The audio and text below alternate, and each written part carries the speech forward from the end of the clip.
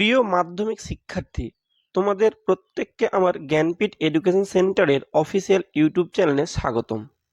আমি এই চ্যানেলের মাধ্যমে প্রতিনিয়ত সপ্তম থেকে দ্বাদশ শ্রেণীর গুরুত্বপূর্ণ প্রশ্নোত্তর ও সাজেশন নিয়ে আলোচনা করব। আর আমি সেই প্রশ্নগুলি নিয়ে আলোচনা করব যেগুলো পরীক্ষায় আসার মতো। তো চলো শুরু করছি আজকের ভিডিও। আজ এই ভিডিওতে আলোচনা করব মাধ্যমিক ভূগোলের বায়ুমণ্ডল অধ্যায়ের উপ অধ্যায় বায়ুমণ্ডলের ধারণা ও উপাদান এর মান 1, 2, 3 এর গুরুত্বপূর্ণ প্রশ্নোত্তরের সাজেশন নিয়ে। আজকের গুরুত্বপূর্ণ প্রশ্নোত্তরগুলির মধ্যে প্রথম প্রশ্ন, ভূপৃষ্ঠ থেকে ঊর্ধ্বে বায়ুমণ্ডল অবস্থিত, উত্তর 10,000 কিমি পর্যন্ত। 2 নম্বর, বায়ুমণ্ডলে গ্যাসীয় পদার্থের মধ্যে সর্বাধিক রয়েছে, উত্তর নাইট্রোজেন, যার পরিমাণ 78.08%।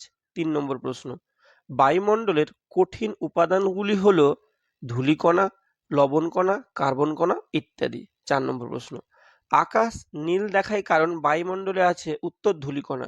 এই প্রশ্নটি অতি গুরুত্বপূর্ণ প্রশ্ন।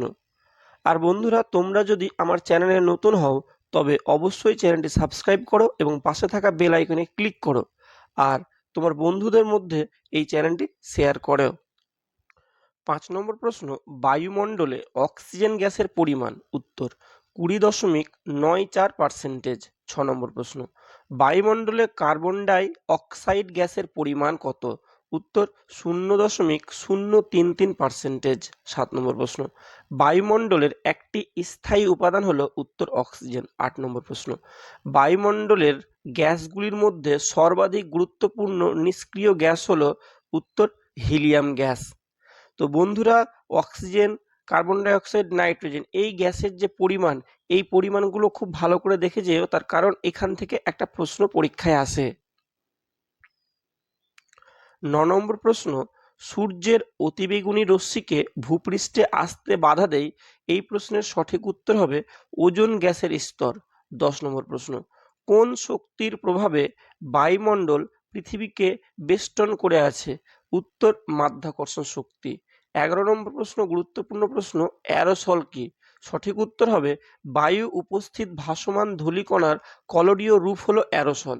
12 নম্বর প্রশ্ন, বায়ুমণ্ডলে কোন উপাদানের প্রভাবে আকাশের বর্ণ বৈচিত্র্য লক্ষ্য করা যায়?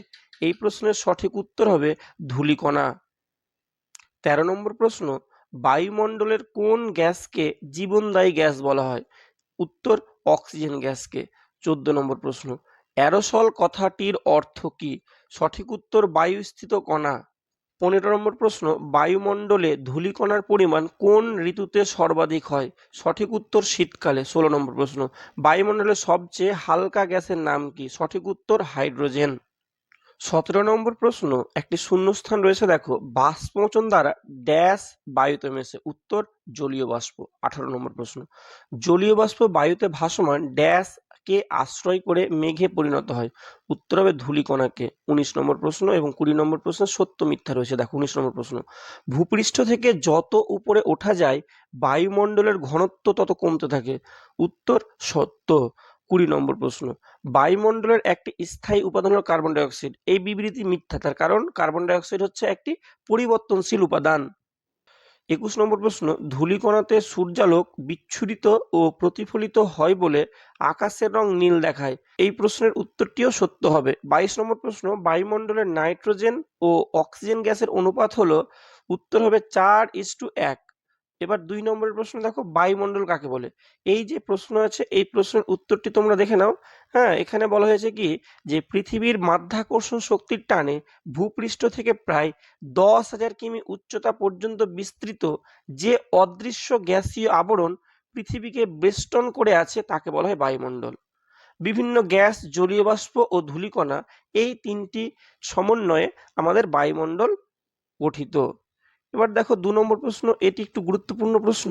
এখানে কি বলা হয়েছে, আমরা আকাশের রং নীল দেখি কেন? এই প্রশ্নে যে উত্তরটি রয়েছে, তোমরা ভিডিওটি পজ করে দেখে নাও বা খাতায় লিখে নাও। আমার ভিডিও যদি তোমাদের ভালো লাগে তাহলে অবশ্যই চ্যানেলটিকে সাবস্ক্রাইব করে রাখো এবং পাশে থাকা বেল আইকনে ক্লিক করো, তার কারণ আমি প্রতিনিয়ত এই ধরনের গুরুত্বপূর্ণ ভিডিও নিয়ে আসব। এবার দেখো 3 নম্বর প্রশ্ন, অতি গুরুত্বপূর্ণ প্রশ্ন, যে প্রশ্নটি প্রায়শ পরীক্ষায় আসতে দেখা যায়। এই প্রশ্নটি মান 3-এর জন্য অতি গুরুত্বপূর্ণ, বা কোনো কোনো সময় মান 2-এও এই প্রশ্নটি আসে। তো দেখো প্রশ্নটি কি, প্রশ্নটি হলো অ্যারোসল বা ধূলিকণা কি। দেখো আজকের লাস্ট প্রশ্ন, 4 নম্বর প্রশ্ন, এটিও গুরুত্বপূর্ণ প্রশ্ন, জলীয় বাষ্পের গুরুত্ব কি। তোমরা এই ভিডিও পজ করে উত্তরটি লিখে নিও। তো দেখো বন্ধুরা, যদি তোমরা এই ধরনের গুরুত্বপূর্ণ ভিডিও পেতে চাও তাহলে অবশ্যই আমার চ্যানেলটি সাবস্ক্রাইব করো এবং পাশে থাকা বেল আইকনে ক্লিক করো। ভিডিওটি শেষ পর্যন্ত দেখার জন্য অসংখ্য ধন্যবাদ।